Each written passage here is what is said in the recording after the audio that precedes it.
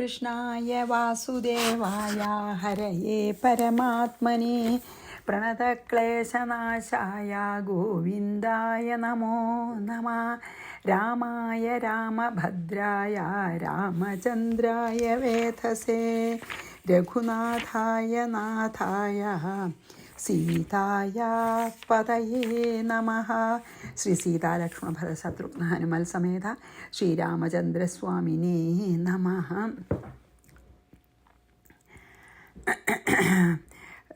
യത്ര യത്ര രഘുനാഥകീർത്തനം തത്ര തത്ര കൃതമസ്തകാഞ്ജലിം ബാഷ്പവാരി പരിപൂർണലോചനം മാരുതിം നമത രാക്ഷസാന്തകം. നമ്മൾ അയോധ്യാകാണ്ഡത്തിലെ 7-ാം സർഗത്തിലെ 97-ാമത്തെ ശ്ലോകമാണ് നമ്മൾ മുഴുമിപ്പിച്ചത് കഴിഞ്ഞ ദിവസം. അതായത് ഈ ദേഹം ജഡപദാർത്ഥമാണ്, അചേതനമായിട്ടുള്ള വസ്തുവാണ്. ഈ മൂത്ര പുരീഷ രക്തമാംസ പൂർണ്ണമാണ്. അത് അത്യന്തം അശുദ്ധാണ്. അത് നിമിഷം തോറും നശിച്ചു കൊണ്ടിരിക്കുന്നതാണ് അതിൻ്റെ സ്വഭാവം. അതുകൊണ്ട് ഇങ്ങനെ തത്വചിന്ത ചെയ്താൽ നിനക്ക് ദുഃഖിപ്പാൻ ഒരു അവകാശമില്ല എന്നും, പിതാവോ പുത്രനോ ഒക്കെ മരിക്കുമ്പോൾ ഈ വിവേകമില്ലാത്തവരാണ് മാറത്തടിച്ചു കൊണ്ട് കരയുക എന്നൊക്കെയാണ് വസിഷ്ഠൻ ഭരതനെ സമാശ്വസിപ്പിക്കുകയായിരുന്നല്ലോ. നിസ്സാരേ ഖലു സംസാരേ വിയോഗോ ജ്ഞാനിനാം യദാ ഭവേദ്വൈരാഗ്യഹേതുഃ സ ശാന്തി സൗഖ്യം തനോതി ച. ജ്ഞാനിനാം, അതായത് ജ്ഞാനികൾക്ക് നിസ്സാരേ സംസാരേ, ഈ നിസ്സാരമായിട്ടുള്ള ഈ ലോകത്തിൽ സംസാരത്തിൽ യഥാ വിയോഗ, അതായത് നമുക്കിങ്ങനെ വിരഹം അല്ലെങ്കിൽ വേർപാട് ഉണ്ടാകുമ്പോൾ സഹ വൈരാഗ്യഹേതു ഭവേത്, അത് വൈരാഗ്യത്തിന് കാരണമായി വരും. ശാന്തി സൗഖ്യം തനോതിജ, എന്നിട്ട് ശാന്തിയും സുഖമൊക്കെ ഉണ്ടാക്കുക ചെയ്യാന്ന് പറയണം. അതായത് ഈ സംസാരം എത്ര നിസ്സാരമാണ്, എത്ര നശ്വരമാണ് എന്ന് അറിയുന്ന വിവേകികൾക്ക് അല്ലെങ്കിൽ ജ്ഞാനികൾക്ക് ഈ അച്ഛനും മകനും തമ്മിലുള്ള ഈ വേർപാട് ഒക്കെ സംസാരത്തിൽ വിരക്തി ഉണ്ടാക്കാൻ കാരണമായിട്ട് വരും. എന്നിട്ട് അതുകൊണ്ട് വിരക്തി കൊണ്ട് ദുഃഖത്തിൽ നിന്ന് വിരക്തി ഉണ്ടായിട്ട് അത് കാരണം ശാന്തിയും ശരിക്കുള്ള ആത്മാനന്ദവും ഉണ്ടാവും ചെയ്യും വിവേകികൾക്ക്. അതായത് ആലോചിച്ചറിയണം എന്ന് പറയണ, ഈ സംസാരം എത്ര നശ്വരാണ് എന്ന് ആലോചിച്ചറിഞ്ഞാൽ, ഞാനീ പറഞ്ഞാൽ ചാനോദിക്കണവർക്കെന്നല്ല, നല്ലോണം വിവേകമുള്ളവരെ കഷ്ടം ഞാനിതിലൊന്നും ദുഃഖിക്കണതിന് അർത്ഥമില്ല, ഈ സംസാരത്തിലത്തെ കാണുന്നതെല്ലാം നശ്വരാണ്. അതുകൊണ്ട് ഈ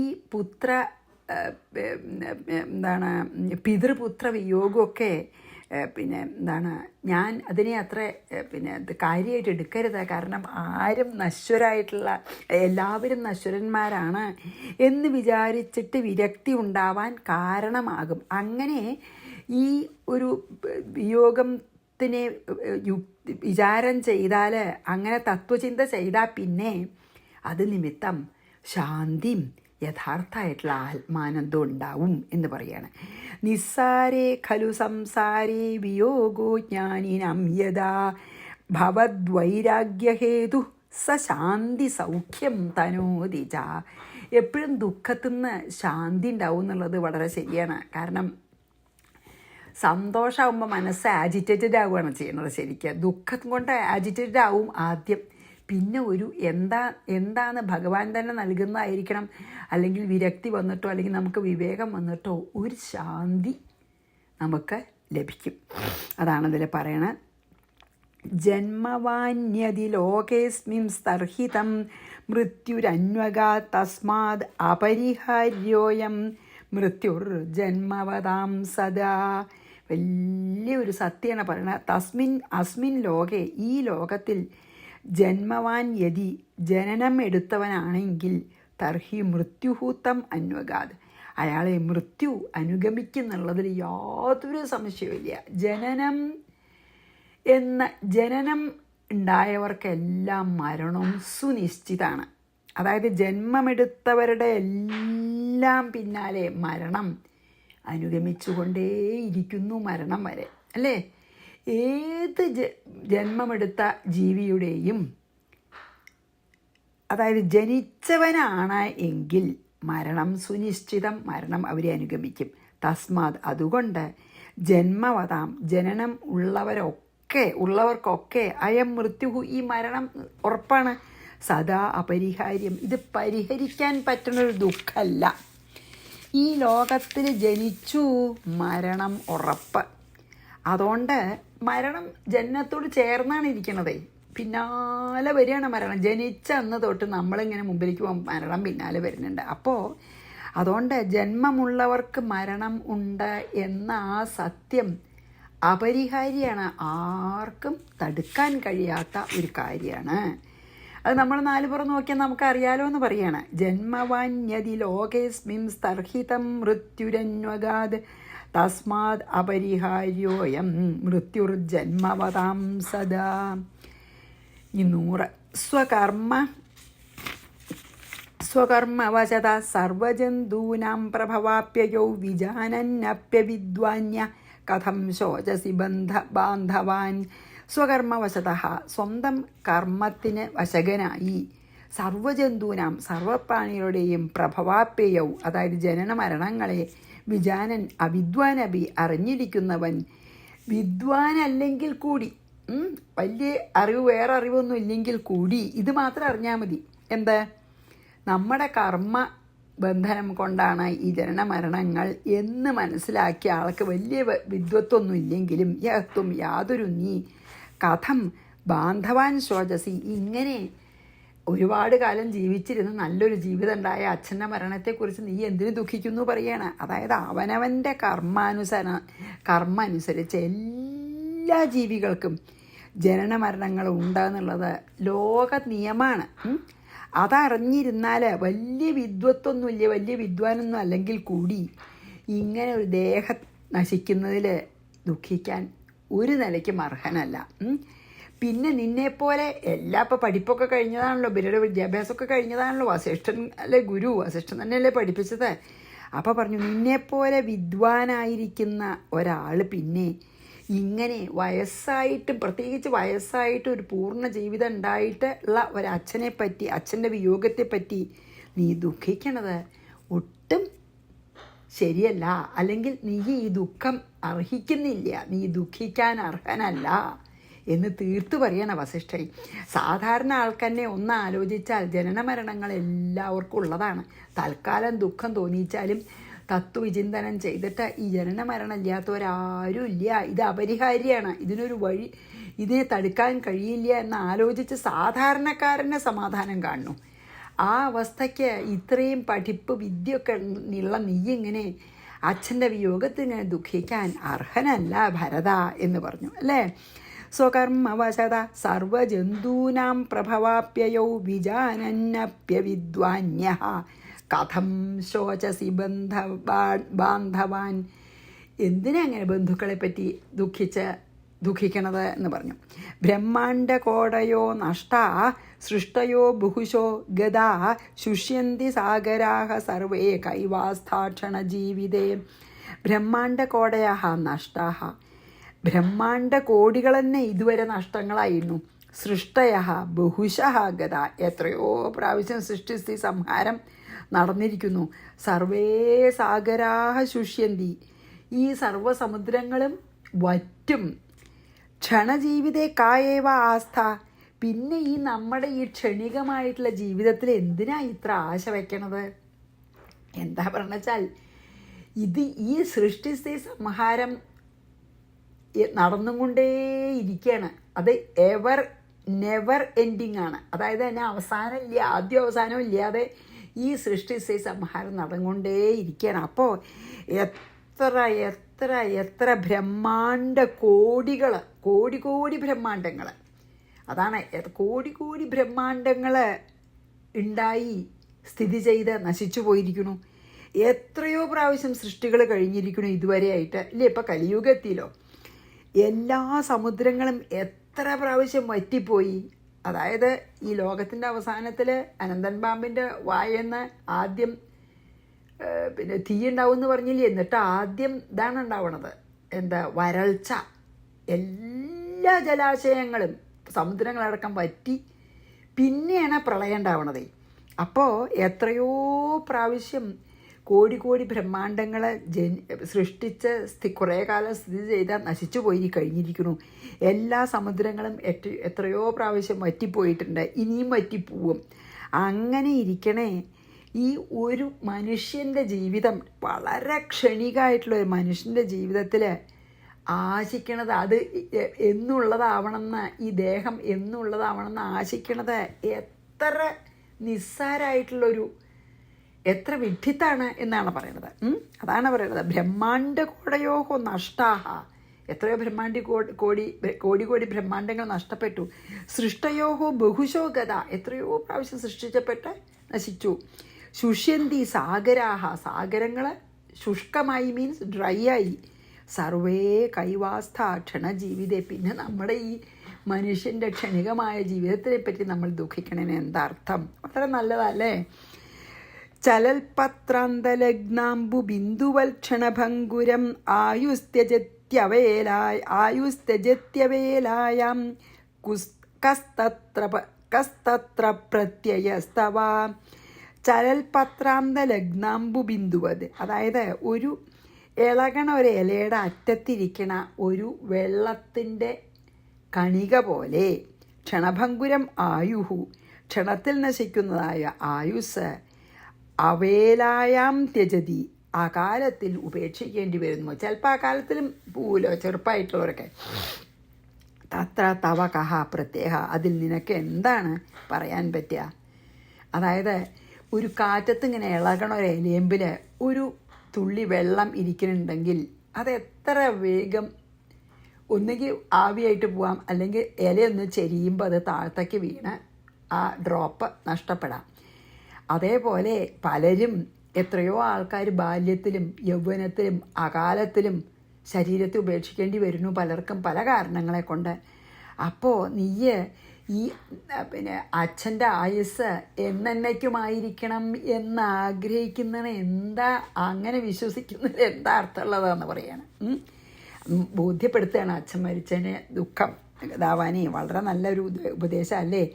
അതായത് നളിനി ദളഗത ജലമതി തരളം എന്ന് നമ്മുടെ എന്താ പറയുക, ഇതിൽ പറയണ്ടല്ലോ ശങ്കരാചാര്യരെ, അല്ലെ ഭജഗോവിന്ദത്തിൽ.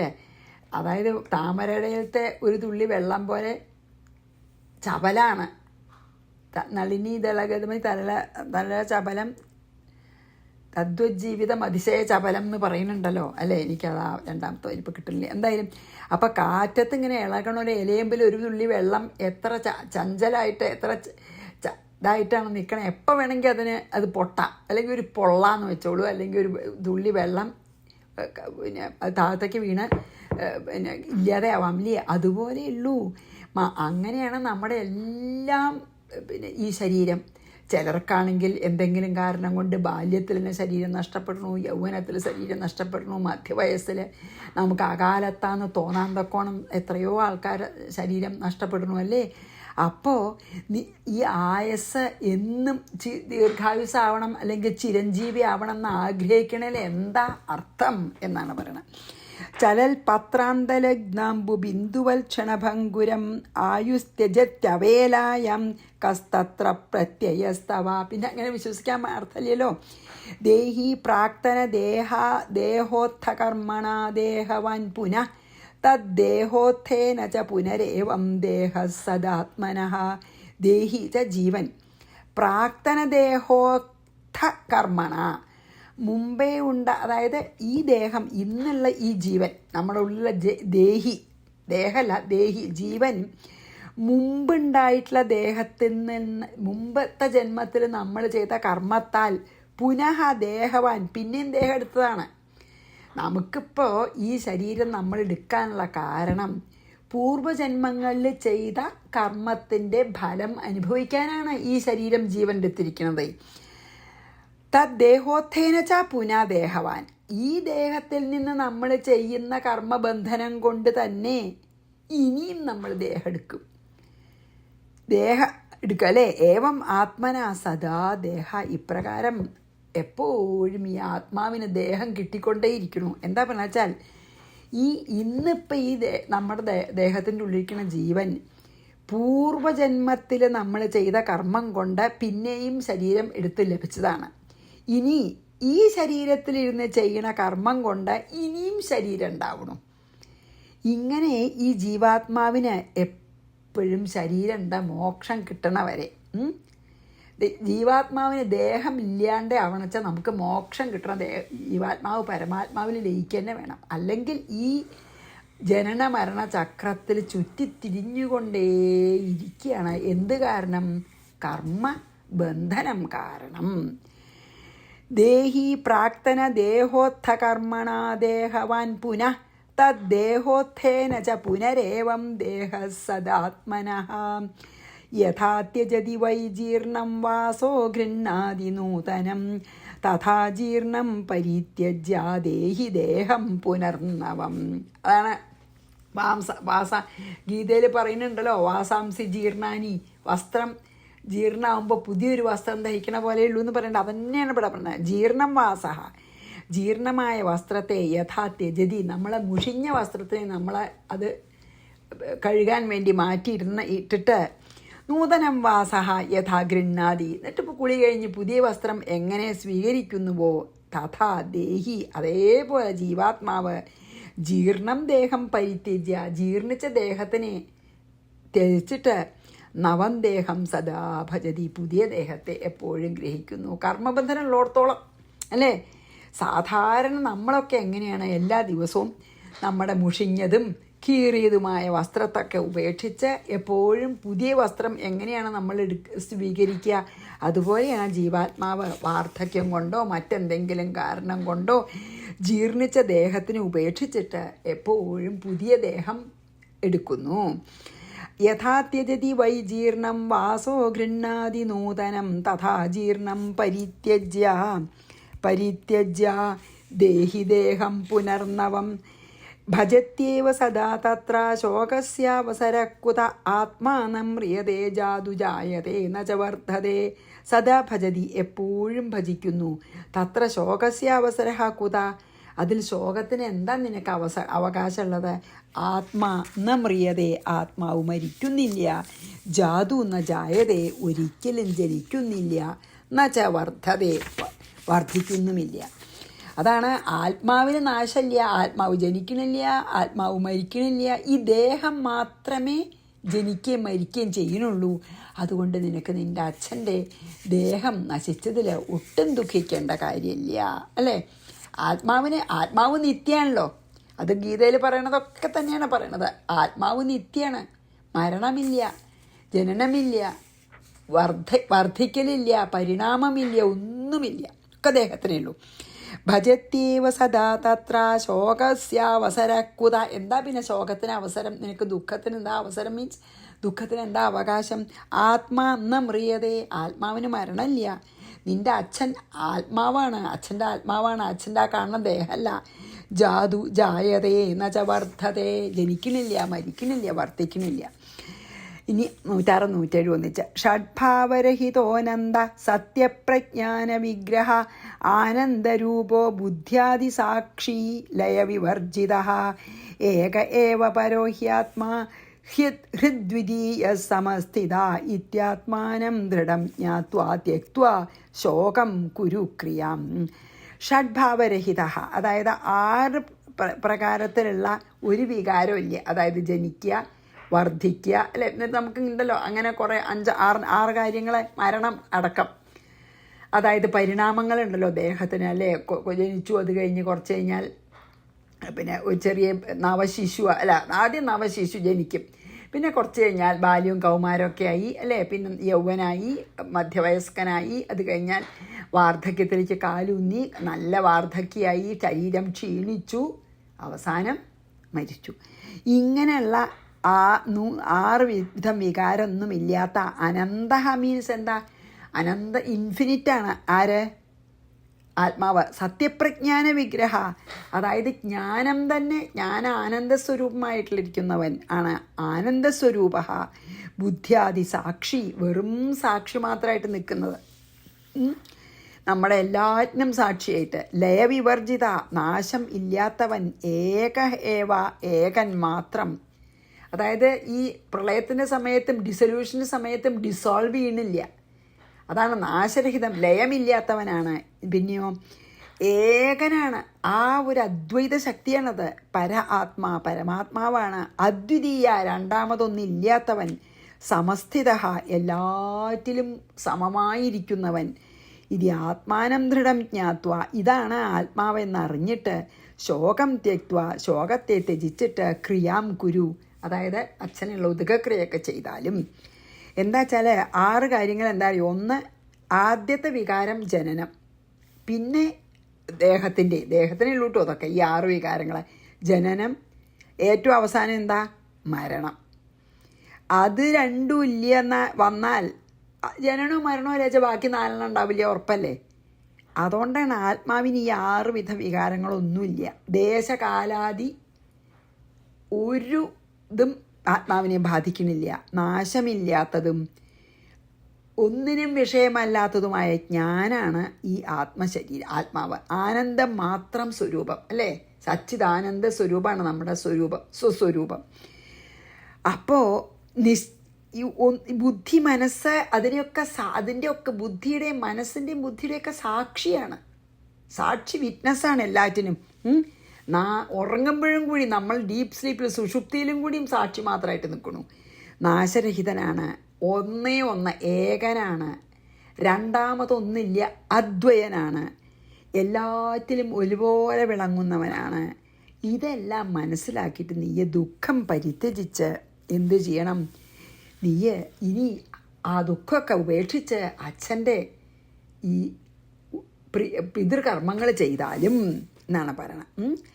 ഷഡ്ഭാവരഹിതോനന്ദ സത്യപ്രജ്ഞാന വിഗ്രഹ ആനന്ദരൂപോ ബുദ്ധ്യാദിസാക്ഷി ലയവിവർജിത ഏക ഏവ പരോഹ്യാത്മാ.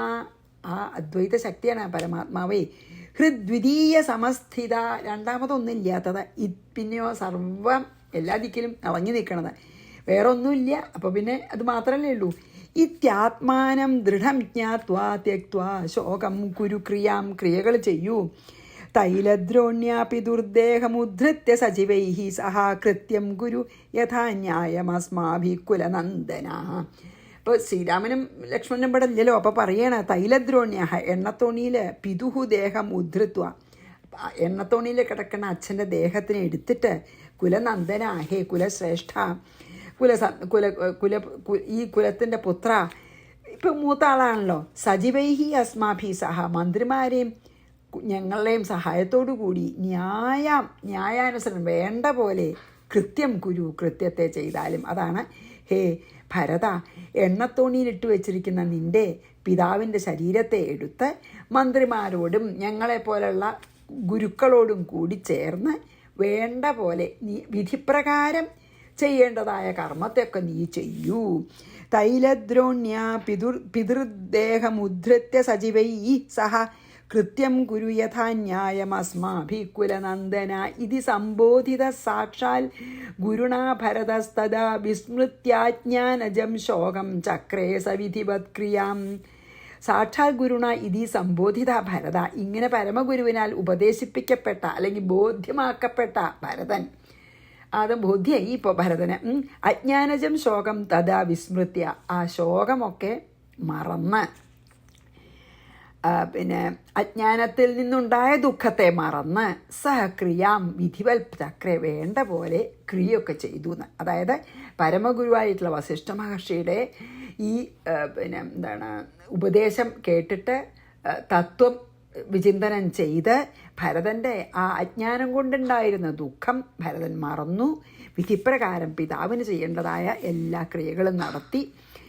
ഗുരുണോക്തപ്രകാരേണ ആഹിതാഗ്നേർ യഥാവിധി സംസ്കൃത്യ സ പിതൃദേഹം വിധിദൃഷ്ടേന കർമ്മണ സഹ, അവൻ ഗുരുണ ഉക്തപ്രകാരേണ വിധിദൃഷ്ടേന കർമ്മണ, ഗുരുവിനാൽ ഉപദേശിക്കപ്പെട്ട പ്രകാരത്തിൽ എല്ലാം വിധി അനുസരിച്ച്, ശാസ്ത്രവിധി അനുസരിച്ച് ആഹിതാഗ്നേ പിതുഹു, യാഗാദി ഭർത്താവിൻ്റെ, അതായത് ഒരുപാട് യാഗങ്ങൾ ചെയ്ത അച്ഛൻ്റെ ദേഹം യഥാവിധി സംസ്കൃത്യ, വേണ്ട പോലെ സംസ്കരിച്ചു. അതാൻ്റെ വസിഷ്ഠൻ്റെ ഉപദേശപ്രകാരം ശാസ്ത്രവിധിപ്രകാരം തന്നെ ഭരതൻ യാഗാദികർമ്മങ്ങളൊക്കെ ഒരുപാട് യാഗാദികർമ്മങ്ങൾ അനുഷ്ഠിച്ച് ശരിക്കും പറയാച്ച സ്വർഗം, അതായത് അത്ര ഒരു നല്ലൊരു മരണമായിരുന്നു. മകൻ മരിച്ച ദുഃഖം കാരണമായി എന്നല്ലേ ഉള്ളൂ. അങ്ങനെയുള്ള പിതാവിൻ്റെ ശരീരത്തെ വീണ്ടും വിധം സംസ്കരിച്ചു. ഗുരുണോക്തപ്രകാരേണ ആഹിതാഗ്നേർ യഥാവിധി സംസ്കൃത്യ സ പിതുർദേഹം വിധിദൃഷ്ടേന കർമ്മണ ഏകാദശേഹനി പ്രാപ്തേ ബ്രാഹ്മണൻ വേദപാരകൻ ഭോജയാമാസ വിധിവത് ശതശോധ സഹസ്രശഃ. അഥ ഏകാദശി അഹനി പ്രാപ്തേ 11-ാം ദിവസം, 10 ദിവസമാണ് ബാക്കിയൊക്കെ വിധിപ്രകാരം ചെയ്തു, അതൊക്കെ ചെയ്തു. നമ്മൾ പേലയായിട്ടൊക്കെ പറയുമല്ലോ, അതുപോലെ 10 ദിവസം കഴിഞ്ഞ് 11-ാം ദിവസം വേദപാരകാൻ ബ്രാഹ്മണൻ, വേദജ്ഞാനികളായിട്ടുള്ള, വേദത്തിൽ വളരെയധികം ജ്ഞാനികളായിട്ടുള്ള ബ്രാഹ്മണരെ വിധിപ്രകാരം ശതശഃ സഹസ്രശ അനേകം 1000 ബ്രാഹ്മണരെ ഭോജയാമാസ ഭുജിപ്പിച്ചു. അതായത് ബ്രാഹ്മണർക്ക് ഭോജനം കൊടുത്തു. അങ്ങനെയാണല്ലോ 11-ാം ദിവസം പിണ്ടം പോലെ 11-ാം ദിവസം അനവധി ബ്രാഹ്മണന്മാരെ വിളിച്ച് അവർക്കൊക്കെ ഭക്ഷണം നൽകി. വേദം മുഴുവനും പഠിച്ചിരിക്കുന്ന ജ്ഞാനികളായ ബ്രാഹ്മണർക്കാർക്ക് 11-ാം ദിവസം ബ്രാഹ്മണരെ കുറേ വിളിച്ച് നല്ല ഭോജനം അവരെ സന്തോഷിപ്പിച്ചു എന്നാണ് പറഞ്ഞത്. ഈ 2-3 ശ്ലോകം അത് ഞാൻ മുഴുവനേക്കാം. ഏകാദശേഹനി പ്രാപ്തേ ബ്രാഹ്മണൻ വേദപാരകൻ, വേദവിത്തുകളായിട്ടുള്ള ബ്രാഹ്മണന്മാർക്ക് കേട്ടോ, ഭോജയാമാസ വിധിവത് ശതശോധ സഹസ്രശഃ 1000കണക്കിന് ബ്രാഹ്മണർക്ക്. ഉദ്ദിശ്യ പിതരം തത്ര ബ്രാഹ്മണേഭ്യോ ധനം ബഹു ദദൗ ഗവാം സഹസ്രാണി ഗ്രാമാൻ രത്നാംബരാണി ച. തത്ര പിതരം ഉദ്ദിശ്യ, അത് അതേസമയം തന്നെ ഭോജനം മാത്രമല്ല കൊടുത്തുള്ളൂ, ഭക്ഷണം മാത്രമല്ല, പിതാവിനെ മനസ്സിൽ നല്ലോണം ധ്യാനിച്ച് ബ്രാഹ്മണർക്കായിക്കൊണ്ട് ബഹുധനം, ധാരാളം ധനവും, ഗവാം സഹസ്രാണി 1000 പശുക്കളെയും, ഗ്രാമങ്ങളെയും, രത്നാംബരാണിച്ച രത്നങ്ങളെയും വസ്ത്രങ്ങളെയും ഒക്കെ ദാനം ചെയ്തു. ബ്രാഹ്മണനുള്ള സദ്യ കഴിഞ്ഞതിന് ശേഷം പിതാവിന് ശാന്തി കിട്ടാനായിട്ട്, അല്ലെങ്കിൽ പിതാവിന് മോക്ഷം കിട്ടാനായിക്കൊണ്ട് പിതാവിനെ ഉദ്ദേശിച്ച് ബ്രാഹ്മണന്മാർക്ക് അനേകായിരം പശുക്കളും ഗ്രാമങ്ങളും രത്നങ്ങളും വസ്ത്രങ്ങളും ഒക്കെ ദാനം നൽകി. അവസൽ സ്വഗൃഹേ തത്ര രാമമേവാനുചിന്തയൻ വസിഷ്ഠേന സഹ ഭ്രാത്ര മന്ത്രിഭി പരിവാരിത. പിന്നെയോ വസിഷ്ഠേന മന്ത്രിഭി പരിവാരിത, വസിഷ്ഠന്മാരും മന്ത്രിമാരോടും ചുറ്റപ്പെട്ടുകൊണ്ട് അവരുടെ കൂടെ ഭ്രാത്രാസഹ, അതായത് ശത്രുഘ്നോടും കൂടി രാമമേവ അനുചിന്തയൻ, ശ്രീരാമനെ തന്നെ സ്മരിച്ചുകൊണ്ട് തത്ര സ്വഗൃഹേ, അവിടെ സ്വഗൃഹത്തിൽ അവസദ് വസിച്ചു. അതായത് ഭരതൻ്റെ രാജധാനിയിൽ, ഭരതൻ അവിടെ സ്വന്തം രാജധാനിയിലെ ശത്രുഘ്നോടും കൂടി രാമനെ തന്നെ നിരന്തരം ചിന്തിച്ചും കൊണ്ട് വസിഷ്ഠരാലും മന്ത്രിമാരോടൊക്കെ ചുറ്റപ്പെട്ടവനായിട്ട് താമസിച്ചു. ഈ സർഗത്തിലത്തെ അവസാനത്തെ ശ്ലോകത്തോടുകൂടി നിർത്താം ഇന്നത്തെ. രാമേരണ്യം പ്രയാതേ സഹജനകസുതാ ലക്ഷ്മണാഭ്യം സുഘോരം മാതാമേ രാക്ഷസീവ പ്രദഹതി ഹൃദയം ദർശനാദേവ സദ്യ ഗച്ഛാമ്യാരണ്യമദ്യ സ്ഥിരമതിരഖിലം ദൂരതോപാസ്യ രാജ്യം രാമം സീതാസമേതം സ്മിതരുചിരമുഖം നിത്യമേവാനുസേവേ. അത് നല്ലൊരു ശ്ലോകമാണ്. അവസാനം ഭഗവാനെ സേവിക്കണമെന്ന് പറയാം. ജനകസുത ലക്ഷ്മണാഭ്യം സഹ, സീതയോടും ലക്ഷ്മണോടും കൂടി സുഘോരം അരണ്യം, വളരെ ഘോരമായ കാട്ടിൽ രാമേ പ്രയാതെ, രാമൻ പോയിരിക്കുമ്പോൾ മേ മാതാ, എൻ്റെ അമ്മ രാക്ഷസി ഇവ, പാവം ഘോരമായ വനത്തിൽ സീതയും രാമൻ ലക്ഷ്മണൻ താമസിക്കുന്ന സമയത്ത് എൻ്റെ രാക്ഷസയെ പോലുള്ള അമ്മ ദർശനാത് ഏവ സദ്യ, ദർശനം കൊണ്ട് തന്നെ ഉടനെ ഹൃദയം പ്രദഹതി, ഹൃദയത്തെ പ്രദഹിപ്പിക്കുന്നു. അമ്മയെ കാണുന്ന തന്നെ, എനിക്ക് അമ്മയെ കാണുമ്പോൾ തന്നെ എൻ്റെ ഹൃദയം കത്തുന്നു. അദ്യ സ്ഥിരമിതി, ഇപ്പോൾ ഞാൻ സ്ഥിരബുദ്ധിയോടെ അഖിലം രാജ്യം ദൂരത അപാസ്യ, ഈ രാജ്യത്തെ വലിച്ചെറിഞ്ഞ് എനിക്ക് വേണ്ട ഈ രാജ്യം, അരണ്യം ഗച്ഛാമി, ഞാൻ കാട്ടിലേക്ക് പോവുകയാണ്.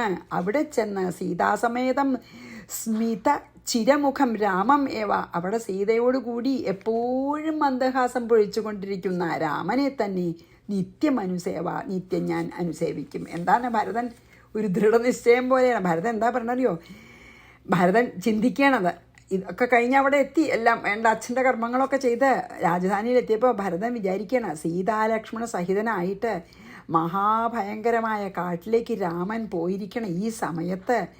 അതിന് മുഴുവൻ കാരണക്കാരിയായിട്ടുള്ള എൻ്റെ അമ്മ ഒരു രാക്ഷസിയെ പോലെ എനിക്ക് കണ്ടാൽ എനിക്ക് അമ്മയെ കാണുമ്പോൾ എൻ്റെ ഹൃദയം ഇങ്ങനെ കത്തുണു. അങ്ങനെ അമ്മ ഇവിടെ ഇരിക്കണു അവരെ കാട്ടിലേക്ക് അയച്ചിട്ട്. അതിനാൽ ഞാൻ ഇപ്പം തന്നെ ഈ രാജ്യത്തെയും അതിലുള്ള എല്ലാ സമ്പൽ സമൃദ്ധിയൊക്കെ ഞാൻ ദൂരെ വലിച്ചെറിഞ്ഞിട്ട് വനത്തിൽ ചെന്ന് സീതയുടെ കൂടെ എപ്പോഴും മന്ദഹാസം പൊഴിച്ചിരിക്കുന്ന ആ രാമനെ തന്നെ രാമൻ്റെ തന്നെ നേരെ അടുത്ത് പോയി ഞാൻ രാമനെ സേവിക്കാൻ പോവുകയാണ്. അതെൻ്റെ ദൃഢനിശ്ചയമാണെന്ന് വിചാരിക്കുകയാണ്. ഈ അമ്മയെ കാണുമ്പോൾ എൻ്റെ മനസ്സ് തപിക്കണു. ഞാൻ ശ്രീരാമൻ അവിടെ കാട്ടിലിരിക്കല്ലേ, ഞാൻ ഈ അമ്മയുടെ മനസ്സ് കണ്ട് എൻ്റെ ഹൃദയം കത്തുകയാണ്. അതിന് ഞാൻ ഇവിടെ ഇരിക്കാൻ പോണില്ല.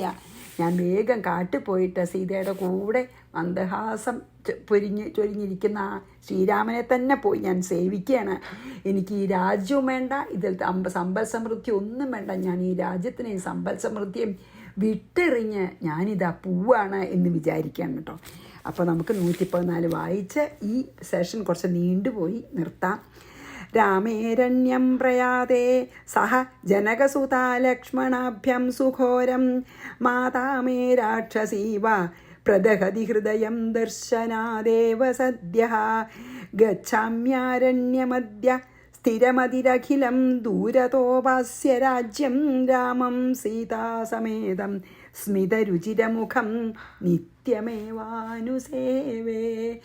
ശ്രീകൃഷ്ണാർപ്പണമസ്തു. സർവത്ര ഗോവിന്ദനാമ സങ്കീർത്തനം. ഗോവിന്ദ ഗോവിന്ദ. ശ്രീ സീതാലക്ഷ്മണ ഭരതശത്രുഘ്ന ഹനുമൽ സമേത ശ്രീരാമചന്ദ്രസ്വാമിനേ നമഃ.